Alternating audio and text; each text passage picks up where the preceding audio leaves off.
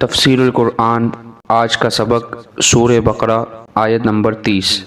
اعوذ باللہ من الشیطان الرجیم، بسم اللہ الرحمن الرحیم۔ وَإِذْ قَالَ رَبُّكَ لِلْمَلَائِكَةِ إِنِّي جَاعِلٌ فِي الْأَرْضِ خَلِيفَةً قَالُوا أَتَجْعَلُ فِيهَا مَن يُفْسِدُ فِيهَا وَيَسْفِكُ الدِّمَاءَ وَنَحْنُ نُسَبِّحُ بِحَمْدِكَ وَنُقَدِّسُ لَكَ قَالَ إِنِّي أَعْلَمُ مَا لَا تَعْلَمُونَ۔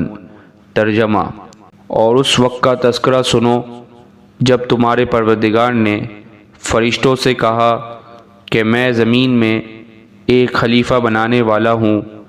وہ کہنے لگے، کیا آپ زمین میں ایسی مخلوق پیدا کریں گے جو اس میں فساد مچائے اور خون خرابہ کرے؟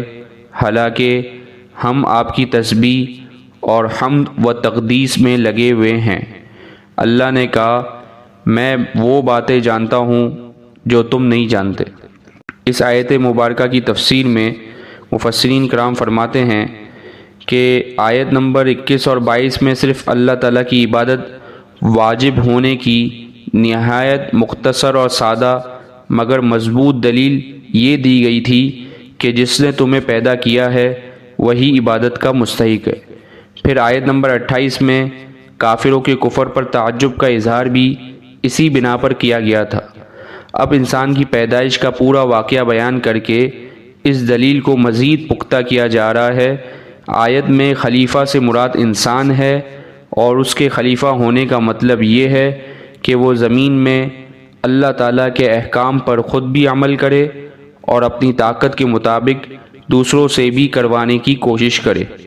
اور آگے فرمایا کہ فرشتوں کے اس سوال کا منشا خدا نخواستہ کوئی اعتراض کرنا نہیں تھا، بلکہ وہ حیرت کر رہے تھے کہ ایک ایسی مخلوق کو پیدا کرنے میں کیا حکمت ہے جو نیکی کے ساتھ بدی کی صلاحیت بھی رکھتی ہوگی، جس کے نتیجے میں زمین پر فساد پھیلنے کا امکان ہوگا۔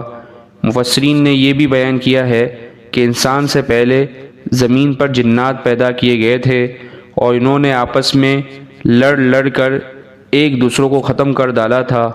فرشتوں نے سوچا شاید انسان کا انجام بھی ایسا ہی ہو۔